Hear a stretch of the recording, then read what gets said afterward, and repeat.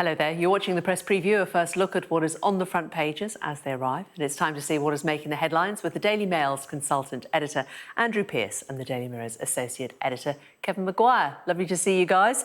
They will be with us from now until just before midnight. So let's see what's on the front of some of those front pages. The Financial Times has word of inflation exceeding 10% for the first time in 40 years. The Telegraph's headline, Britain has the worst inflation in the G7. The Guardian says 45 million people can find themselves in fuel poverty as a result of the cost of living crisis. The Eye reports that an increase in interest rates could come soon. The Daily Express warns of a shock rise to interest rates facing homeowners, describing ministers as being on a war footing.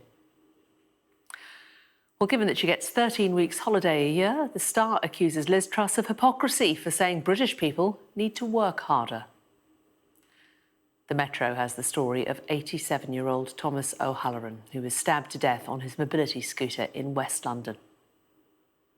The Mail asks what kind of monster kills an 87-year-old on a scooter.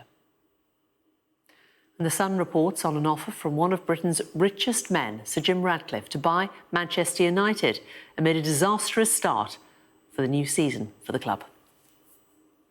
And a reminder that by scanning the QR code you see on screen during the programme, you can check out the front pages of tomorrow's papers while you watch us.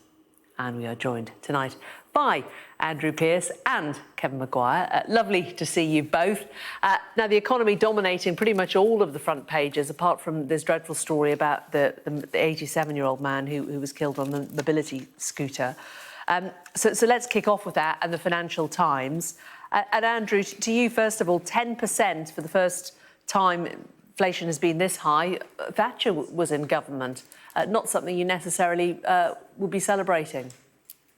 It's bleak. There's no way of dressing it up, Jane. It is the worst figure in the G7. It's not the worst in the European Union by any means, but it's bad. And the trouble is, it's going to get worse. Fuel, and it's going, and with the energy problem is going to make it much worse. So, some suggestions by January it will peak at 13 or 14%. Now, there's barely any encouragement in the figures at all, because I know we now know that fuel prices, cost of putting petrol in the car is starting to come down, and that will feed through eventually. But as we always know, they're always much quicker to put prices up than take prices down. But this now shows the scale of the magnitude of the challenge for the next Prime Minister. And it also underlines how infuriating it is that this wretched Tory leadership contest is going on and on and on and on and on, when we pretty much know Liz Truss has won, and the latest poll puts her on 62% or something. We just want the new Prime Minister in number 10, calling that emergency budget and spelling out the detail of how they're going to help people get through this, because families will not be able to do this on their own. And Kevin, the leadership campaign clearly has been a distraction, but do you hold out any hope that we will see inflation pausing when it peaks in the spring, or is your concern that it could keep on rising? Well, I think everybody's concern is it could keep on rising. The Bank of England predicting forecasting it'll go over 13%. We've not heard anything from Liz Truss, who's the likely next Prime Minister to be installed without a general election by the Conservative cult. Not heard anything from her that would make you think she'll be able to bring it down in any way when she opposes an energy bill freeze, which would play a part. I noticed Brexit Andrew, were very quick to say it's not the highest in the European Union. I look forward to him now telling us which countries have higher rates. But as the FT points out, it is the highest in the G7. That's the I said that. Economy. Well, I said that. I said that, Kevin. Don't you listen to anything? I said it's the highest in the G7. I'm sure you're going to now just list but not the highest European in the Union. EU. Go to Spain, go to Belgium. They've got higher inflation, Kevin. But he always likes, and Liz Truss liked to hark back to Margaret Thatcher. Well, unfortunately, we are now back to Margaret Thatcher on this 40-year high. And 10.1% inflation essentially means your standard of living or your wages, you have lost a tenth of that. That is a huge hit. It's why there's enormous pressure on the government to do something to help people, protect people, shield them. Why I think it's unfair to attack workers who are trying to defend their living standards, and also where are the government policies when the bulk of the taxes that Liz Truss would cut will go to very wealthy corporations, be a bung to them, as Rishi Sunak, her rival, would say, and you reverse the national insurance rise, which may be the right policy, most money will again go to higher payers. And those at the bottom, particularly people who rely on top-ups through the benefit system, through universal credit, are just going to be absolutely crucified. This is a real crisis here and now. Andrew, has the government made mistakes that have got us to this point? The Conservative Party has been in power for so long, and now we are in this position. And as you said, you know, there are only a handful of countries in Europe that are worse than us at the moment. Yeah, look, it's not good. There's no doubt about it. And I don't think what's been going on, I mean, we've had a pandemic, we've had the war in Ukraine. All these are factors which have been a big part of the problem. And it is a global problem. Rapid inflation it's the highest in America for 40 years. But I think the governor of the Bank of England, there's huge question marks over whether he was quick. Was he asleep at the wheel? Should interest rates have gone up sooner? Because that is one of the cruder levers you can use to try to control inflation. The interest rates have been at an historic low for a very long time. So should they have moved quicker? But that's a matter. Interest rates, in the end of the day, aren't a matter for the Chancellor or the Prime Minister, because the Bank of England has independence there. But they can influence policy as much as they can. But you do wonder, I'm not an economist, but should interest rates have gone up sooner? Because and they are going to go up again to try and slow down the rate of inflation. They probably should have gone up sooner. Kevin, in terms of interest rates potentially going up, that is what we're seeing on the front of the Express. That's its front page. The FT is going with inflation. The Telegraph is going with worse than the G7. The Express, like this likely interest rate hike. This is not good news for those who are lucky enough to have been able to scrape enough pennies together to get a mortgage, is it?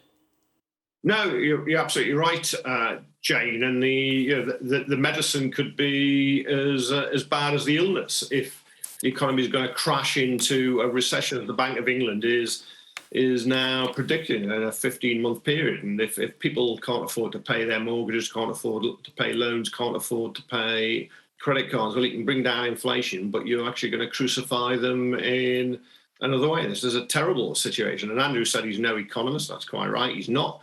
But he's got to explain in some way, as an enthusiastic supporter of this Conservative government and all the other Conservative governments, why the rate of inflation in the UK is the highest in the G7. Brexit is certainly a part of that, because the pound is so weak since Brexit, and it's had other hits on trade and so on. But this is a bad situation. The government can't be blamed for everything, because the war in Ukraine has undoubtedly sent food and fuel prices rising globally. But why is the UK being hit harder than other economies? We've got a long-term problem. We know that we've had very low growth for far too long. We've also got low productivity. And now, what is the government going to do about it? And you don't hear anything from Liz Truss, the likely winner, the likely next installed Prime Minister without the general election, that will give any hope to people who really are incredibly worried, and rightly so, because they might have been able to make ends meet before, but they won't be now. Because well, hang on.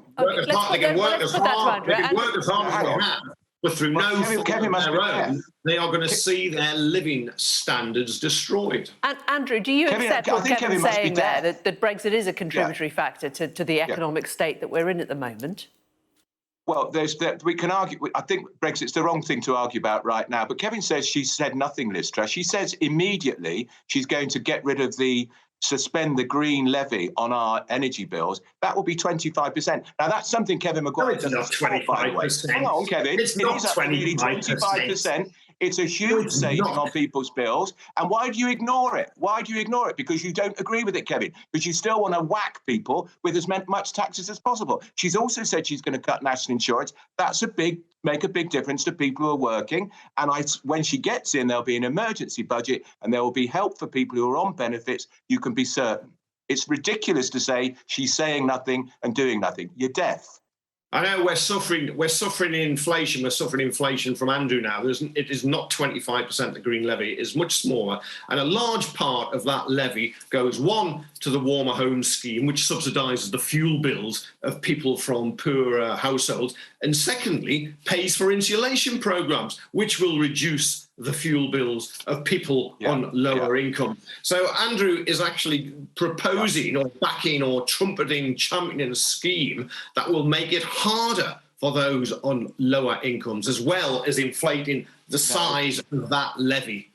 What it will do is put money back in people's pockets immediately. It's an immediate, palpable effect. And there's Kevin and the Labour Party opposing it. Of course they are, because they're more obsessed about green issues than the cost of living crisis affecting people. Andrew, do you support freezing bills?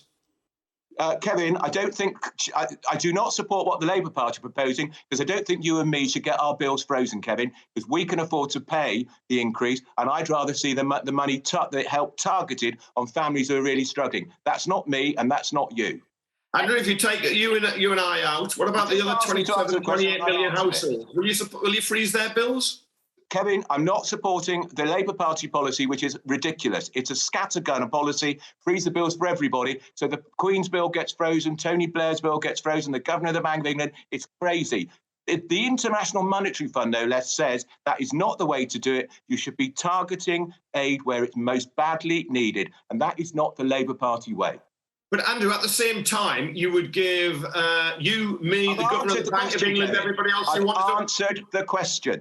You would give them back a green levy, would you? I've answered the question. But you give them the green levy? I've answered the question. You don't like the answer, which is why you're changing the subject. I am pointing the contradiction in your position. No, Kevin, you don't like the answer, so you're changing the subject back. No, I like your answer. I like your answer because it reveals a lot.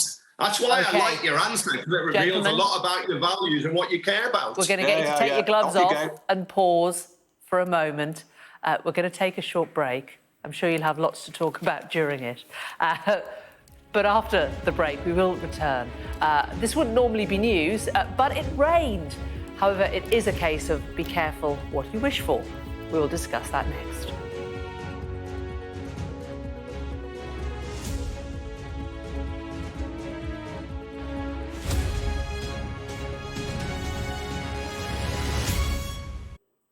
Welcome back. You're watching the press preview.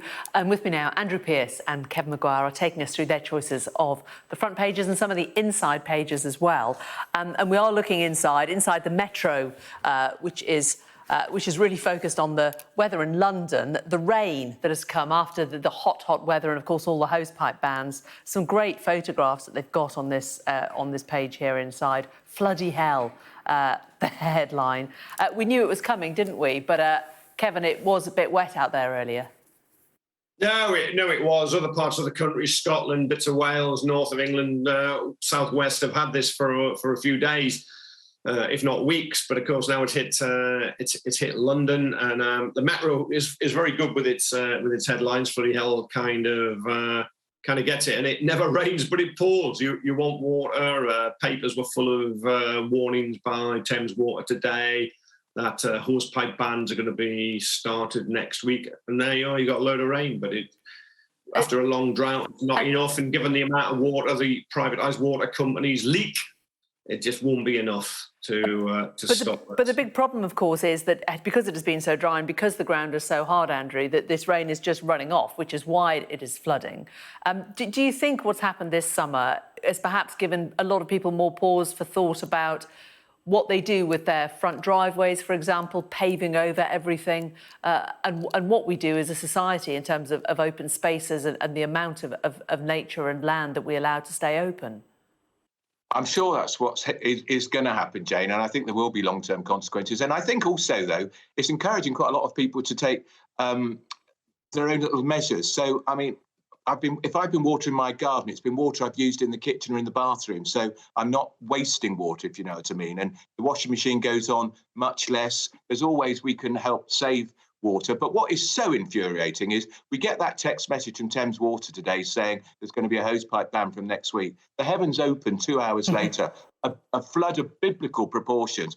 And it's because these wretched water companies are losing around 25% of water in leaks every single day. It is so infuriating because they're not investing enough of their profits in investing in a modern network, a pipe network, and of course some of the directors, some of the bosses are taking millions of pounds in payments, and it's outrageous. And I think it's making people really furious. Kevin's going to go on about another Tory privatisation. Before he does, let me just say, Tony Blair's government and Gordon Brown's government had 13 years to reverse it, and they didn't. And his mate Keir Starmer has just abandoned Labour Party policy to renationalise the water industry. So sorry, Kevin, you're going nowhere with this. And Kevin, we spoke last week about this on the paper review, and you were saying that hosepipe bans are really unfair to those with disabilities. I got the ping through today as well, and it was interesting to note that actually, if you have got mobility issues, you're exempt from the hosepipe ban. If you need to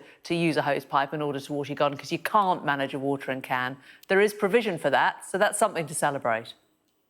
Yeah, no, it is. You're quite right. And I endorse Andrew's critique of a disastrous privatisation, another by Margaret Thatcher, his heroine.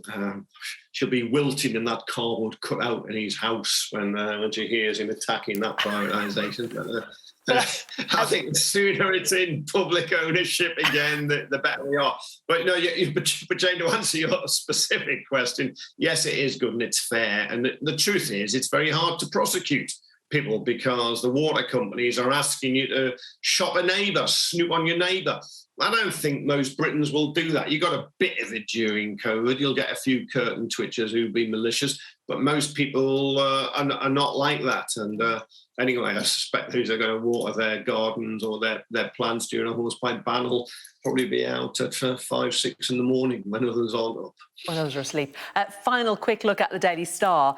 It's front page. So this is about the comments that Liz Truss made about people having to work harder. They're saying she has 13 weeks holidays. Is that true, Andrew, would you say? No. And no, I think they do get a big break over the summer, don't they? And a big break in Easter. Yeah, but prime ministers work flat out, whether they're Labour, Tory, or whatever. Yeah, but they work flat out, and even when they're on holiday, they're working. She didn't actually say that the people are lazy. She just said we need more graft, and there's no doubt about it. Productivity in this country has been a huge problem for years and years, particularly in the last 20 years. I don't know why it's such a problem, but she was right to raise it.